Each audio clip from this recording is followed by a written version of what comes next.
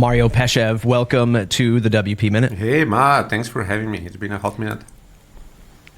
I should have been, I say this all the time. If I was an experienced podcaster, I would have looked up our last episode together, which was on the Matt Report. And, let me do that right now. So let me just go search. I haven't had any other Mario, so let me search Mario. The last time we chatted was 2015. Wait, I do have a 2017 thing from your blog, but it could be a blog mention. Yeah, okay, so 2015. Yeah, just a decade. Yeah. What do you know? That's all. Holy moly! So what have you been up to with Devrix and your agency endeavors? Yeah, living a life, man. Living a life. No, seriously though. I mean, we've been around for 15 years now, give or take. We're still most of the team, the vast majority of the team is on site. So we actually started back in the old days as a remote company before it was cool, switched slowly to hybrid 2016, 2017, then decided that it's about time to spark creativity and do some stuff on the kind of whiteboarding, brainstorming type of front on site. Then the pandemic hit and everyone went remote and said, look, we're trendsetters. We actually decided to move in office. And right now there's the return to office. And we said, it only took 6 years for people to get back to office. So there's that. But seriously though, I mean, it's definitely been a journey. WordPress has gone through all sorts of transformations over the past decade, especially over the past year. I would say there's been a lot going on. It's still, even though we've definitely kind of transitioned over the past, 5, 6, 7 years into a consultancy model with lots of go-to-market, kind of ITP research. We are also a HubSpot partner, SEMrush partner, so lots on the kind of marketing consulting front as well. WordPress is our go-to tech stack, and our largest platforms are running on top of WordPress, so we still consider WordPress being our underlying framework. And I believe that I'm also a contributor in the latest release, but I'm waiting for it to drop. Nice. You're definitely the guy I want to talk to about the impact or the perceived impact of AI in our space. Sort of tongue-in-cheek about the last time we talked, because we did talk when I worked at Pagely, which was selling commercial or enterprise WordPress hosting. Back then, you were focused, your agency was focused on a lot of media partners, right? So big publishers doing hundreds of thousands, millions of page views a month. Is that still the same sector you found yourself comfortable in, or have you moved to a different niche in your agency? Yeah, I'm probably going to do kind of a rundown of the past 15 years. So starting at around 2010, it was everything that flies, everything that moves. We captured it because it's the beginning of the agency space. Everyone who's just starting out, freelancers, young agencies, they know what I'm talking about. So it was pretty much everything. Over time, we did a lot of consulting work with, including banking and telecom in WordPress, just pretty tough projects that required consulting, and we were a small team of 3-4 people. Then 2013, 2014, maybe, we were lucky to work on some of the largest WordPress-based software as a service applications, and we kind of pivoted into a space of building WordPress-based SaaS, including LMS and kind of marketing SaaS platforms with subscriptions and lifetime value and upsells and downsells, like the full shenanigans that you can now see on Go High Level or Sistema or some of the modern recent tools a decade later. Then 2016-ish, which is around the time that we spoke probably, is we landed a pretty strong strategic partnerships with an ad management provider. It was called RTK at the time. Then it was acquired by Rubicon, then Magnite, or the other way around, but went through a different acquisition. They had about 400 clients. We took a couple of them, and they were happy with the work, so we just kept adding more and more and more, and that's how publishing became a thing. In parallel, our other channels were all around B2B SaaS due to the other SaaS transition that we had the expertise on that. So we kept working with those two segments for a while, and we had some others sprinkled here and there, like franchise networks and affiliate and some others, but these were two very strong pillars. Then what happened in, I'd say 2021 or so, is SEO started to pivot into different realms. That was close to the time when OpenAI really started to penetrate the space. Before ChatGPT, we were actually integrating OpenAI, but lots of people already use Jasper for content creation. They started integrating programmatic APIs for creating mass programmatic SEO content. So SEO's volatility started to kind of become a problem. And also B2B SaaS funding also started to become questionable and slightly volatile. So in 2020, vast percentage of our clientele was hit pretty hard, mass layoffs, losing tons of revenue and all that. So we're still working with probably half of them. But in the meantime, other verticals and other trajectories and kind of categories started to pop up as well. So now our portfolio is pretty diverse. Some of the kind of old category of clients have been getting back to us over the past 6 months, but it's definitely been a pretty dry late 2022, end of 2024 period that the core two categories that we counted on for the most part disappeared and were in scarcity mode or shrinking down or trying to pivot into something else. Luckily, because of our marketing expertise, we've been a HubSpot partner since 2016 and SEMrush 2019 or so. We got a bunch of other contracts on the go-to-market space. Like, hey, we're losing all of our channels, losing all of our money, and we are saying, okay, like we have specific playbooks that work for email outreach, personalizing data, like identifying buyer-level identity data, and lots of other playbooks that we can quickly launch inside landing pages, do A/B testing effectively, and launch different campaigns pretty much twice a week. So this was kind of what kept us rolling 2022, 2024. And now there's a lot more return to where we were a while back, even though, again, AI has definitely a pretty strong impact on what do customers expect today. Yeah. So it's safe to say that you're not doing like the mom and pop WordPress websites, or even like the smaller to medium-sized business that just has a lot of stuff going on, which is, scoping out a project, custom post types, content migration. You're operating at a different level. And if I could, I want to get your opinions on, as someone who has seen a lot, who has done a lot in enterprise, therefore understands enterprise requirements, not just on the development side, but on the delivery side, on the management side of an enterprise customer.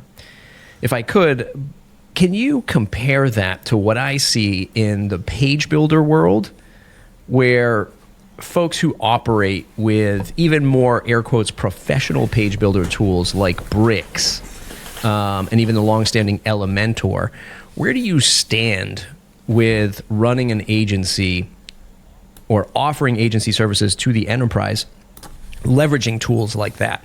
Is it possible? Is it the wrong choice? What's your feeling around that? Because so many people swarm to different solutions as like, okay, Elementor doesn't have this. Let's go over here and move over to this one. Okay, Bricks has this. Now Bricks doesn't have this one. Let's move over to this one. That's the kind of thing that I see at early stage agencies, which I think is detrimental to their, at least maybe short-term success. Like they have to understand like sustainability and scalability and all that stuff. So if you could, it's a big loaded frame, but if you could share your thoughts on that. Yeah, the only thing I'm afraid of is the WP Minute may turn into the WP Week if I have to properly expand on that. But, right. You just need to take a look into that from different perspectives, right? So over the past year, maybe 2 years, we actually have more websites running on Elementor or Bricks or Oxygen or some other existing frameworks. We also have more websites, professional websites coming up that were built with Divi or Astra or some of the other kind of more generic, I would say, themes and team builders. I see that other agencies in the space, in the kind of other top 10 agencies, if I have to put it this way, are also using other teams, again, Astra or Ollie from Mike McAllister, which is also pretty common. My own website is with Ollie, by the way. So I see a lot more move into let's try to reuse what's there and kind of what exists in the market. So whether these make sense or not is contingent on several different factors. First, is the client willing to pay for a bespoke design nowadays and for a custom theme? Back in the day when money was kind of broadly available, funding, zero interest policy and all that, it was more common to have, hey, it's totally fine to pay another 10, 20, 30 grand for bespoke design and a custom theme for like even small, mid-sized site. It was common. Nowadays, it's more about, we need a feature set, we need a couple landing pages. We're actually fine doing that with Unbounce, Lead Pages, any of the other tools, or we also have HubSpot. We're fine to use HubSpot pages, but we need something like strong under hood, right? So it's less about design bespokeness and more about we need an underlying solution that's stable enough, not necessarily paying a small fortune to get it rolling. So we're just seeing a lot more of that coming up nowadays. Second thing is, what is your agency trying to deliver? If you want to solve all problems in the universe, you're not going to be experienced enough to be a number one professional in Elementor, in Oxygen, in Astra, Cadence, Genesis, like whatever you're using, right? You can't really spread yourself too thin. So if you like a framework, if you like a specific solution, there's enough market for that, and you can be a professional, you can be an expert there. But if you try to spread yourself too thin, it won't be too different from building websites in PHP and in Ruby and in Python and in Java and in everything else. So if I have to give a specific piece of advice, is once again figure out what your clientele wants, whether they want a bespoke solution in the first place or whether they're fine with an existing theme and the builder. Second, what do you feel most comfortable with and most confident? Everything has pros and cons. There's no one unique solution, otherwise the other ones wouldn't exist in the first place. So again, Sure. We just need to be aware of that. So just use what you like and what you're comfortable with, that you can provide and produce a proper solution with. And the third thing is try to figure out whether that's tapping into the type of market that you want to conquer 1 or 2 or 3 or 4 or 5 years ago. Because some of these solutions are not necessarily acceptable in enterprise, others are. There's also the type of enterprise that runs 17 different companies, and the top one is bringing $500 billion in revenue, but then there's several others that are doing 2 to 5 million, and they actually need your solution. And it's totally fine to just build something for the enterprise for the side brands. There's no shame in that. There's enough work in that, and this is what kind of you can serve that population. So that's the non 17-hour explanation of what you asked me to do here. Yeah, I appreciate that. No, that's great advice. And what I'm trying to do with this episode, while I have you, because you are a wealth of knowledge and you've had this massive breadth of experience, and you're a guy that.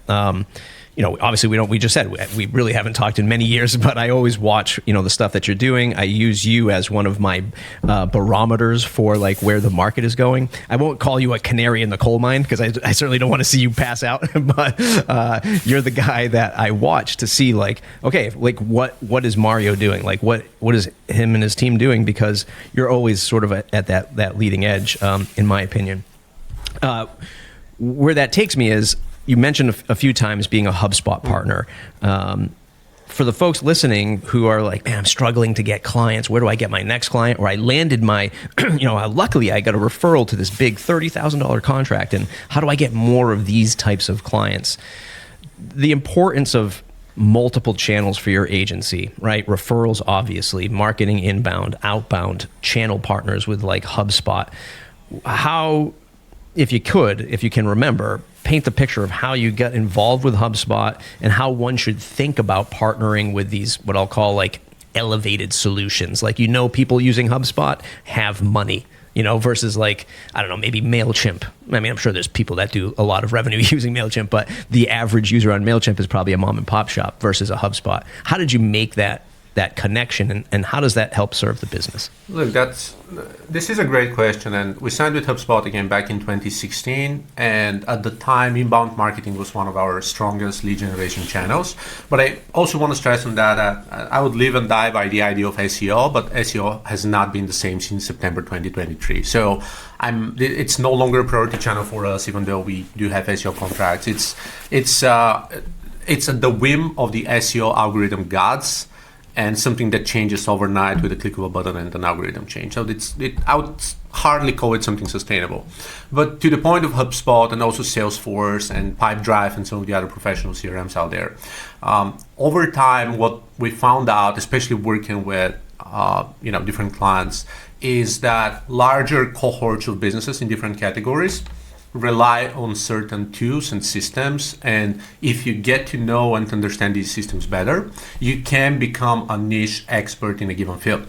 What I just said 10 minutes ago or so is we went through different phases of, we were the the WordPress SaaS gurus. Then we went into publishing, and then B2B SaaS, and then go-to-market consulting for not just WordPress, and going international. We have several of these verticals. I actually have a whiteboard out there, which is experimentation as a service. It's one of our also key packages that we have right now, just iterating and testing new offers every single week. So niching down and kind of turning yourself into a core expert in a market, in a skill set, in a specific vertical, like over 100 million page views per month, or e-commerce doing over 50,000 products or so, or again, a tool like HubSpot, like NetSuite, like again, Salesforce and Pardot, a bunch of different tools. Try to discover and uncover some of these and figure out whether you can deliver them better. I wouldn't give a blanket advice of you need to specialize in HubSpot. Why? On Thursday, I had a call with a partner agency. They said, we take all of our contracts from LinkedIn partnerships, so you can be a LinkedIn partner. Monday, we met another friend who's also taking HubSpot partnerships as kind of the core channel. Yesterday, I had a call with a friend from Meta who said, hey, we have tech solution partners from Meta. There's budget to be allocated and so forth. 2 weeks ago, I had a call with Google, and they said Google's allocating $50 million in funding different startups in like Google Cloud and BigQuery and data packages. So the truth is there are budgets. Also, again, a couple of weeks ago, AWS partner saying we've been funding, like AWS is funding Ukraine for like 3 years of like free credits and stuff, but they're paying service partners. So if you're a service partner, you're getting paid, your client isn't paying, and essentially it's a win-win situation. So there are a lot of these buckets, but it really depends on your target audience, who are you serving, and whether they're using whatever you're using. We have a couple of large clients using Oracle's NetSuite, so we specialize there. We have several HubSpot clients, and we are serving HubSpot there. We have, again, Meta integrations with WhatsApp and lots of Facebook and tons of Instagram as well. So we're also delivering services there. So if you establish a specific bucket of like several clients within the same niche, could be publishing, specific B2B SaaS, healthcare, fintech, large e-commerce, wholesale, franchising, there are some of these buckets. If you have 3 of these clients, chances are at least 2 are using one specific tool set. Focus on building integrations and features and extensions and learning the APIs and the endpoints and the core features that are needed. And once you get to know them, take it a step further and try to become an integration partner, because this is probably going to open up more work. We probably have 30 different tools and systems that are very important and integral, but they're all market dependent. Unless you already have kind of a case study of 2 or 3 clients that you've done that, it's really hard to push forward. But if you've done the work successfully for 2 or 3 that you managed to land somehow, then it's easier to just use them as a trampoline for the other ones. Yeah. I'm going to ask you a broad question, and hopefully folks listening to this get some real value out of this one, because I think this is one of the most important. I've been talking to a friend of mine who's running an agency and stuff like that, and I'm really trying to and it's just a solo agent. It's just him, right? It's just him, trying to get this thing off the ground, and I'm trying to tell him, like, you have to think at, depending on what his goals are. His goals are to, grow it and become an agency operator, let's say, which is very different than somebody who loves the craft. You know who I'm talking about, like the 2 or 3 person shop. The owner just loves to design or loves to develop or loves to do marketing, and that's all they're thinking about. But they're not thinking about, how do I operate this thing? How do I get out of the work and become the operator of this business? What's your best advice for getting somebody to think in that way, if that's the direction they want to go? Like, no longer will you be developing, no longer will you be designing. You'll take a step back and grow different channels, explore new opportunities. How did you get yourself out of that mindset of like, I'm done optimizing my databases and now I'm building the business? Do you remember that point, or do you have a piece of advice for that? My follow-up question, or rather my contradiction towards what you're saying is it really worth going through that hassle? Or rather, some people are just great consultants and individual contributors, and maybe, indisplaceable assets in even large organizations, and they can be just fine doing whatever they're doing. So I've spoken a lot about entrepreneurship and founding companies. I believe there's a lot of value in that, but I also feel it's oversaturated in the sense of everyone and their mom are building WordPress websites right now. So getting into a vastly competitive space. It's there's a popular book, Blue Ocean, which is comparing the blue ocean and the red ocean. It's pretty common, but certain spaces are oversaturated, and you turning into that operator means that you're doing completely different things on a day-to-day, right? I had 6 hours of meetings today. I had interviews, I had feedback sessions, I had brainstorming and road mapping sessions, and they have more coming up, right? Like sales calls and like prepping proposals and assessments and lots of other things that are not, I'm going to design the most beautiful website in the world, right? It's a different craft. It's a different skill. So my personal passion is, I care about entrepreneurship, but I care about education. I care about giving back. In order to educate, I need the resources and the know-how to be able to educate with the types of tips that I'm sharing here on that podcast. In order to give back, I need the resources of the entire company to allocate a portion of the profit and fund more causes and all of that. So my intrinsic motivation, my core values require capital. So I'm willing to sacrifice what I want to do, like write articles all day and, philosophize, YouTube for videos. example. So I'm willing to sacrifice that for the greater good, in a sense. That requires different type of work. But I know a lot of people, especially the 9 to 5 people who want their, pay time off or working from home or not really dealing with payroll or chasing overdue invoices and all that stuff. People like that, for the most part, they shouldn't be entrepreneurs, and they may look for a kind of small acquisition, or maybe calling, Sayed or some of the other companies that are buying companies left and right and just getting assumed and making sure that payroll is guaranteed so they can focus on kind of what they do. So I just want to delineate it. So if you want to design for the next 20 years, don't focus on elevating as operator. If you want to operate, there are completely different skills related to sales, negotiations, finance, OPEX, adopting something like EOS or at least OKRs, managing teams, reviews, scorecards, one-on-ones, lots of other things that are almost 100% major. I think it was Paul Graham who had that essay for maker versus, maker versus manager. These are two different roles. As an operator, you're going to be a manager, full stop. There's going to be very little making happening on your own, unless you're spending nights and weekends, which is, by the way, what I'm doing to engage in that initiative. But your core value, the highest KPIs, the highest return on your own investment is managing, educating, coaching, selling, negotiating, coming up and visualizing processes that you can repeat and, increase better yields and do PR and lots of other things that they're not making. So essentially decide on whether that's for you or not. And if it is, just step into the executive functions and roles that you need to be working on. And you definitely have to shift from making in the first place. Yeah. Yeah, that's a great answer, because it definitely frames, well, to simply put it, like the grass isn't always greener on the other side, right? And that's a lot of decision making that folks have to make. And yeah, I'm right there with you on that kind of critical thinking. On the last third of our episode here, I want to turn to the interior of WordPress and talk about the challenges. Of course, AI, and we'll get to that, but also the current temperature in the room, right? Automatic and Mullenweg versus WP Engine. Lots of folks, at least on my Twitter feed, are saying it's the end of days. Listen, I'm also concerned. There's a rumor that we might only do 2 major releases up until 2027, until this court thing is done. Whatever that means for open source WordPress. My particular opinion is, if that's a direction that we go, that means that maybe especially now that Automatic has clawed back their open source contributions, they'll take those resources and point that towards either .com or WP cloud solution, whatever it is.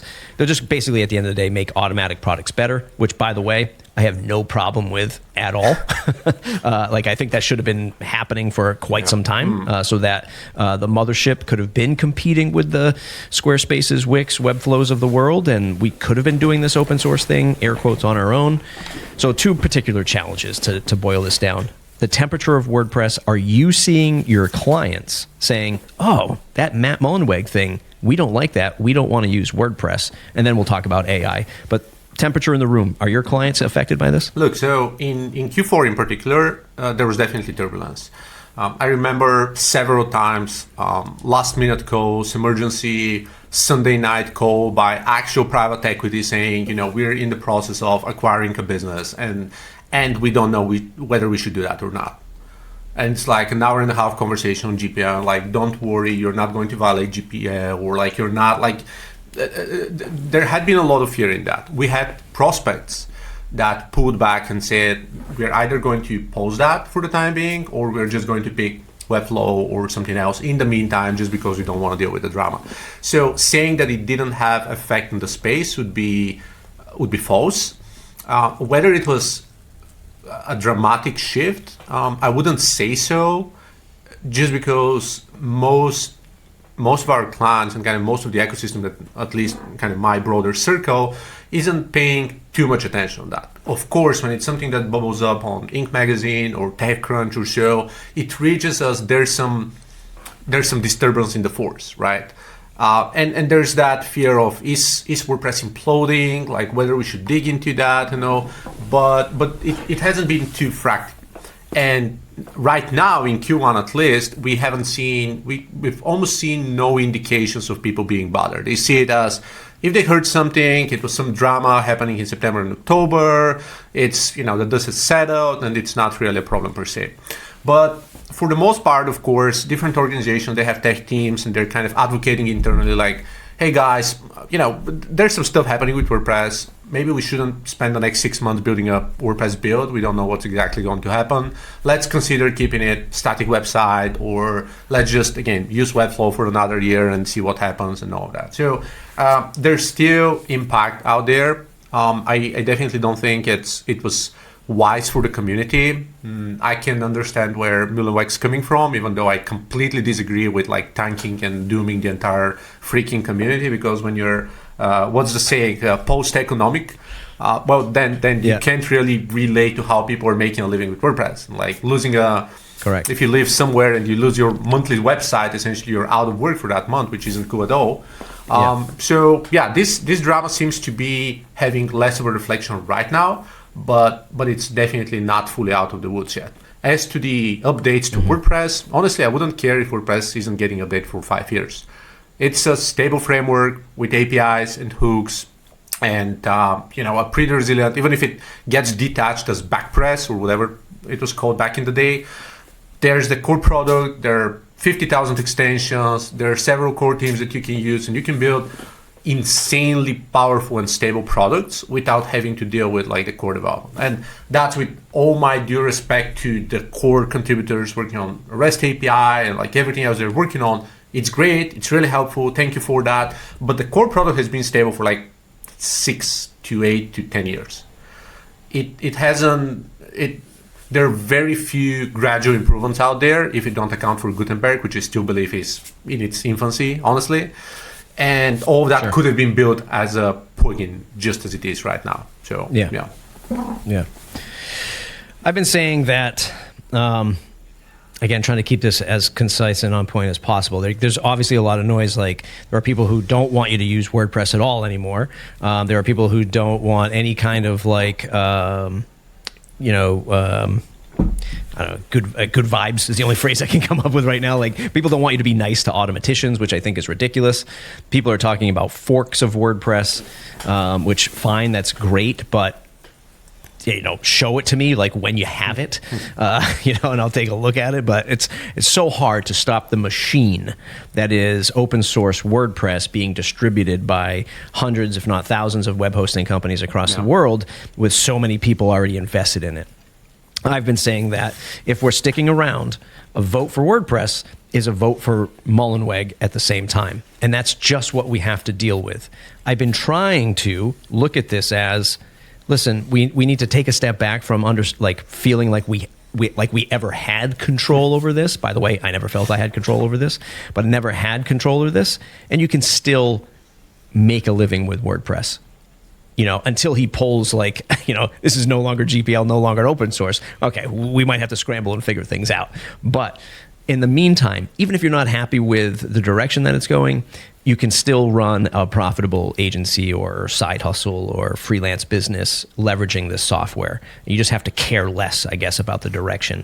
I don't know if that's just too crude of me to think in that fashion, but I say, listen, if we have Matt is WordPress as of now, and that's the vote. If we're sticking around, that's who we're sticking with.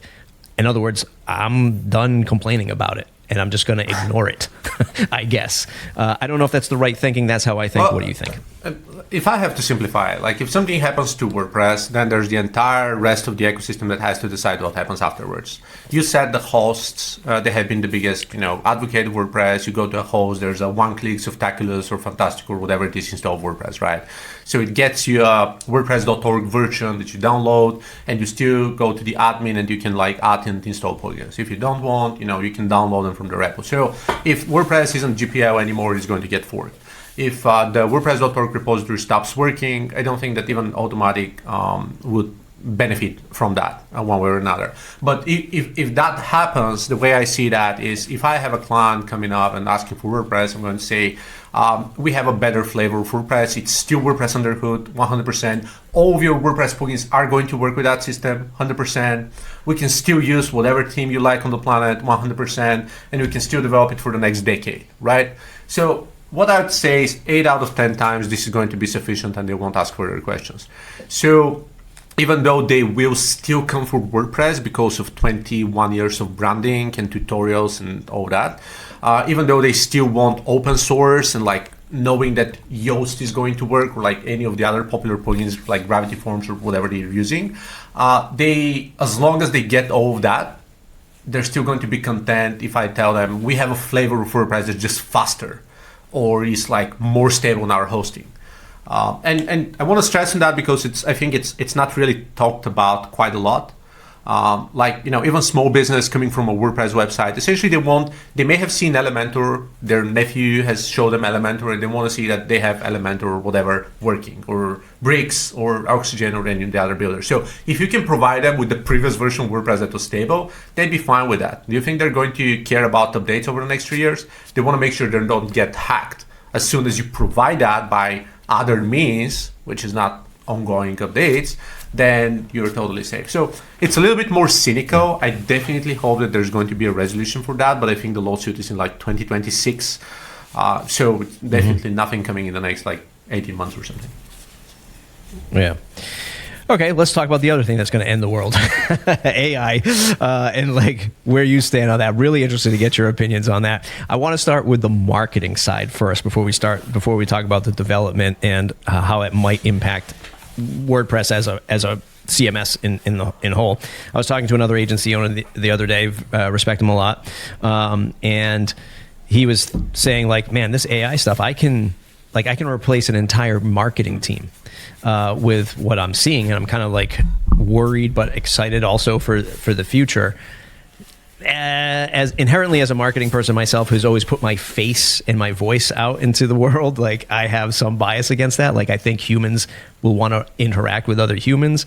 Maybe some base level blogging stuff gets replaced, but how do you extract the human out of human connections and emotions? I'm not too sure about that. So starting with marketing first, and particularly maybe for your agency or maybe for your clients, where do you see AI impacting that over the next year? I'm not even asking you to predict 5 years, but go ahead if you like. So first up, I do have an open role for account management here, but I have probably 3 open marketing roles here. So I just want to state that pretty clear. We use AI intensely, and we've been doing that for a while now. By the way, AI is a buzzword. When we are talking about AI, for the most part, people mean wrappers around ChatGPT or Claude or Gemini. First, on that front, we've been integrating OpenAI ever since 2020 for product descriptions for e-commerce and lots of other things before the ChatGPT was out there. We've been building machine learning since 2013, so we've done proper AI, if I have to call it this way. So we've been around the block for a while, and I'm actually looking for more marketing people right now. So marketing is far from that, and again, want to stress on that. The second thing is, and I talk about that pretty much every week in my newsletter, by the way, because this is kind of one of the topics of the day, Chinese AI models and digital transformation, go-to-market channels, and like is inbound dying, and like all that, because it's pretty volatile, and that's what happens to be the topic of the day, but literally one of my common questions I'm discussing. But to kind of sum it up, the problem with AI and marketing is that the marketing is spread across multiple channels, which is again SEO, paid ads, video content, like a few other channels, depending on what you use, like Reddit or whatever it is. And it's very, very easy to oversaturate these channels. Meaning that whenever you discover a video that's doing an AI avatar, or whenever you discover a channel that's building viral LinkedIn copy or X copy, it means that in 2 weeks, 50,000 people are going to use that. In 2 months, 500,000 people are going to use that. So your entire feed is going to be cluttered with that, and it's no longer going to be effective. And I can understand the use of AI for operational efficiency internally, right? Every company can upgrade its operational efficiency, use more tools for research, for building business plans, for wrapping up proposals, for summarizing emails. This one is here to stay. But when it comes to marketing, using raw marketing right now out there is more likely going to embarrass you than serve you good. If not, that's probably a problem for your existing team being not skilled enough, underpaid, outsourced to areas that don't really speak English well, that don't understand marketing, that don't understand your ICP. And if AI is doing better, then there's probably a downskilled problem with your team. But AI is not the solution. It's not solving your problems. It's something that gets sunset pretty quickly. It's something that gets recognized a mile away and is very far away from the quality that you want to have to actually do something. I can't use raw AI to write content, build landing pages, write my social posts or anything like that. Nothing that doesn't take a lot of editing or just patching things together. Even if I feed an agent with my own thoughts and my book and my blog, it requires a lot of work to actually make it work properly. I kid you not. So this one is vastly kind of overrated. And on the technical front, it's definitely a problem simply because the prototyping part is shortened quite a lot. So a while back, we discussed HubSpot as people with HubSpot have money and people with WordPress are more likely looking for something that's low in budget, right? So the reason is when you get 90% of your feature set with WordPress for free, getting the other 10% is really hard to justify price-wise. Really, really, really hard. When you pay 10 grand a year for HubSpot and then adding some bells and whistles, it makes more sense to pay for custom development and spend another 20, 30 grand on other things. But WordPress, this is kind of the gap. And right now what we have is someone building a prototype with Bot or Cursor or V0 or something else. And they say, look what I did in like 5 hours. So you just put it into WordPress. And he's talking about me, ladies and gentlemen. He's talking about me. But yeah, but to give you an example, like I actually have a video in my channel from like last March or so, and I said, here's an ICP kind of proof of concept tool that I built here in an hour, right? So I'm breaking down how you do that with Cursor or something. And there's a prototype, there's like a stupid one-pager that I can use myself. Then I assign it to my team and we start building that, and it took like 5 months building that into an actual product. And it's not a skill issue. It's, look, we need proper login management. We need a proper database to store these. We need a cron job to pull the data every single week. We need to enrich with this. We need to scrape LinkedIn. We need to do this. And the actual product has nothing to do with the prototype. It looks similar, but it's a properly fully fledged product. So the problem with AI is clients are building something and they say, look how easy it is to build it myself. And then it's the gap to pay for an actual product that gets lots of discussions nowadays. So this is a bridge we need to start crossing. And this year is going to be about that, setting expectations of this is what you get with Cursor, but it's not a product you can launch out there. It's not a SaaS that you can release out there in the public. It's just going to be a GPT wrapper. You need a lot more value. You need a data mode. You need research. That's the one thing. And the second thing is, due to that, there are over 100 SaaS apps launched on Product Hunt every single day.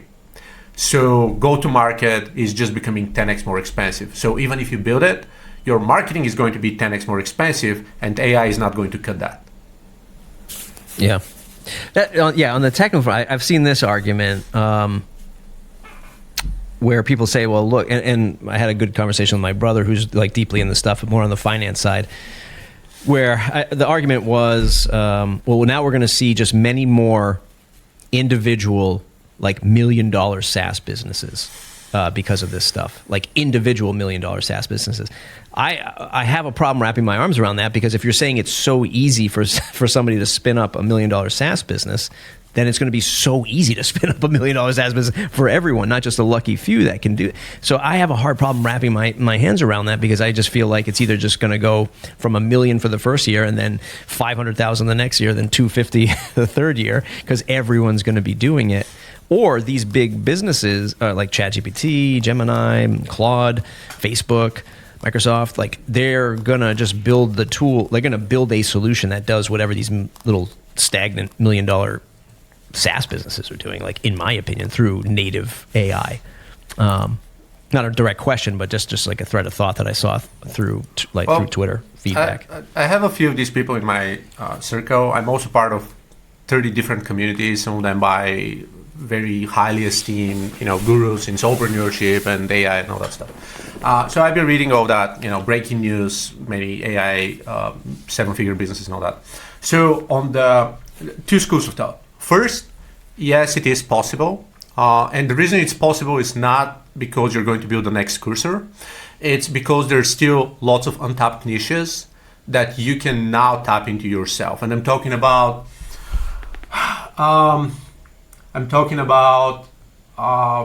DALL-E, and that's a very morbid example. I'm sorry about that. But like DALL-E integrated AI SaaS tool for funeral homes, right? It's a pretty nasty space. Nobody wants to touch that. But like imagine providing a tool for them to set up and like do like the casket type of thing with this, right? Horrible example, right? Not a niche that most people want to get into, but like if you go there, probably it wouldn't be too tempting for others to just disrupt you, right? It's not large enough to make $100 million, and it's not fun enough to be worth disrupting you, right? And there are lots of, especially for traditional work, like plumbers, roofing services, a lot of those traditional services may get small micro AI tools that help and get 1,000 clients paying $100 a month, and there you have it, a 7-figure business. This one is possible, and we're probably going to see more of these niches tapped out there. However, any niche that's cool and is trending and is surprising and has like a vivid active community, especially a community that's online and just tracking the news, is going to be very easy to disrupt, and we're going to see the race to the bottom. Everyone, like a 13 years old teenager, is going to set something up and make it freemium with donations and going to completely wipe out the space. Or a solopreneur with an exit of like $10 million is just going to do it for fun and then going to sell the data in a different way. So it's going to be a different kind of premium model. So a lot of that disruption is going to go because product is no longer a moat. Back in the day, it was because you need money and capital to hire expensive engineers to build something complex, and it's a moat. When product is not a moat, there are different skills and different ways to distribute your budget to go there. Contacts, relationships, going to events, field sales, and a lot of the other buckets that most people are not really caring for. Right now, what we're seeing is AI. Everyone is fighting for a very tiny slice of the pie, which is mostly, by the way, geeks like you and I, who spend a lot of time on social and read these news. But the vast majority of the people, 100% agree. Real estate agents or like just traditional services, hunters, gatherers, and like all the other people who are not even online, they don't care about that. They don't follow the news. They don't go on product hunt, and you need to actually do the footwork to door-to-door sales to make it happen. Yeah. I'm actually holding an in-person AI workshop next week here at my co-working space for small businesses, and it is literally like I have no agenda. I'm not trying to sell them anything. I don't have an agency anymore. I just want to talk to small businesses and just see and hear. Have you heard about this stuff? Or am I just living in this Yeah. bubble on my Twitter sphere? Like, is it really impacting you? Are you really thinking about it? Have you seen what it can do? You know, show off some examples and stuff. But I'm just only 6 months ahead of anybody who just needs to sink their teeth into it and just learn like I'm doing and just start using it. So I think it's very important we, keep our ears and boots on the ground for this kind of stuff, because, yeah, I think sometimes we're just living in this algo and it's just telling us, what we will want to hear half the time. And Mario, this is go ahead. yeah, there's all I was going to say is there's a lot of the brand value is rising, and a lot of the free content and free resources we are seeing that are high quality are going behind walled gardens right now. I want to make it crystal clear. Yeah. Almost all of my executive friends who are public online are pretty pissed with ChatGPT scraping their stuff or other people launching AI avatars with their content. So they move to Substacks, to paid Slack communities, to other places. I myself am kind of partially doing the same. And we're going to see that the high quality content is no longer going to be open and available. And we'll see that a lot of the secret sauce of great SaaS is going to be paid, maybe even expensive or invite only, just because of that rapid acceleration of everyone can launch something and the space is crowded and you need a verification batch in what works and what's of value now. Yeah, that's actually a quick bonus round. Like, I think that was, I've been thinking about that too. Like, WordPress is a great platform to house all of your content, but we need to shut it off, right? Google stole from us. AI stole from Google. Yeah, so like we just keep getting stolen from. And I just want to say, like, let's put our content in something like WordPress. And that's why I still have this desire to see WordPress succeed regardless of what's happening at leadership level. And I still think it's a great open source publishing platform. And I want to see that continue to have like a database. It's a database of our content.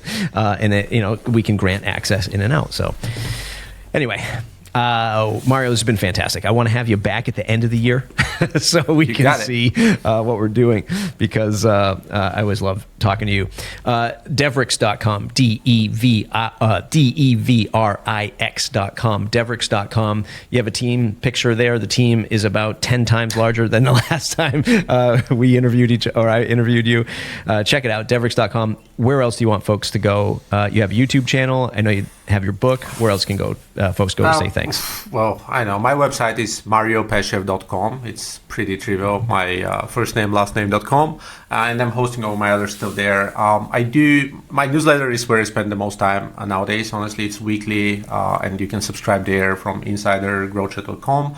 But it happens to be the place where I can gather a lot of data and not rely on SEO distributing it or LinkedIn showing it up because of algorithm. Like, if you sign up, you get it every single week, and I'm talking about most of what we discuss here. AI stuff, digital transformation, go-to-market channels, whether there's money in the B2B economy and all of that. So this is probably the best place to go to today.